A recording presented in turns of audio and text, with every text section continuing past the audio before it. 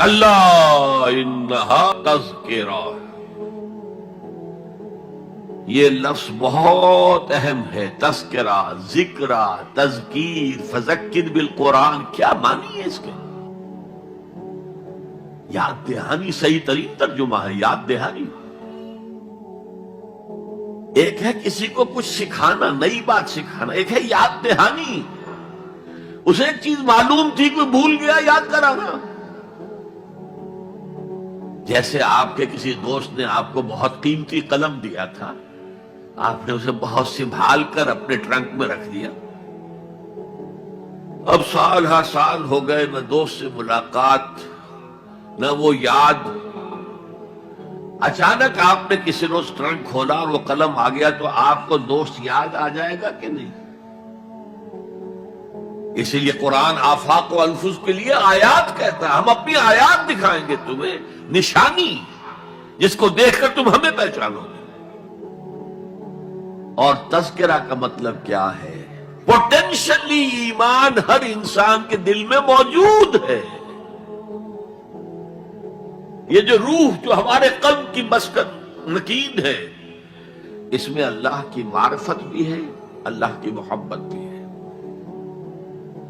البتہ ذہول کے پردے پڑ گئے ہیں، بھول اور نسیان طاری ہو گیا ہے. ہم دنیا ہی کے اندر گم ہو کر رہ گئے ہیں. ہماری ساری دلچسپیاں دنیا سے ہیں، لہذا ہماری توجہ ہی نہیں ہے. ورنہ ہر انسان کے دل میں یہ جو یہاں ہندوستان میں کہتے ہیں آتما اور پرماتما، آتما اور پرماتما کا تو تعلق بہت گہرا ہے. ابتدا میں بنا دی گئی تھی ارواح، جب ہم سب کے سب تمام انسان آدم سے لے کر اور تا قیامت جو انسان آئے گا دنیا میں، ان سب کی ارواح پیدا کر دی گئی. اور پوچھا گیا الستو بربکم قالوا بلا، یاد ہے؟ لہذا یہ تذکرہ ہے، یہ یاد دہانی ہے، تمہارے اندر موجود ہے. اللہ کی معرفت بھی موجود ہے، اللہ کی محبت بھی موجود ہے. لیکن کلا بل ران علی قلوبہم ما کانوا یعملون، ان کے دلوں پر زنگ آ گیا ہے اب ان کے اعمال کی وجہ سے.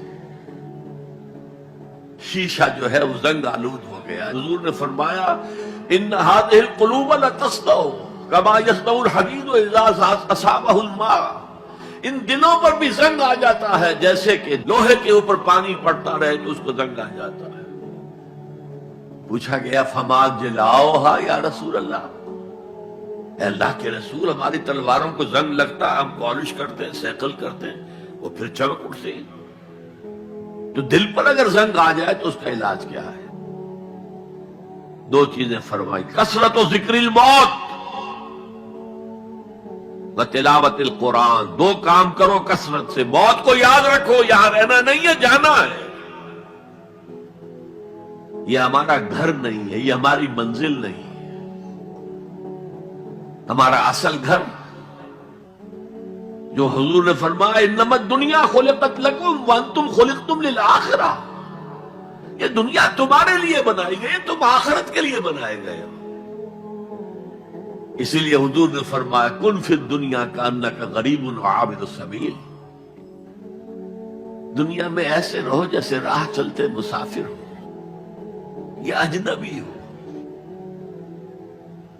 اپنے بارے میں فرمایا مالی ولی دنیا، مجھے تمہاری دنیا سے کیا سروکار، انما مثلی کراکب استظل تحت شجرۃ ثم راح فترکھا، میری مثال اس مسافر کی سی ہے جو ذرا سستانے کے لیے کسی درخت کے سائے میں بیٹھتا ہے تھوڑی دیر.